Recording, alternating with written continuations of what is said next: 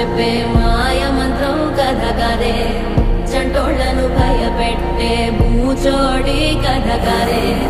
తాత ముత్తాతమ్మల భూతాల కథ కదే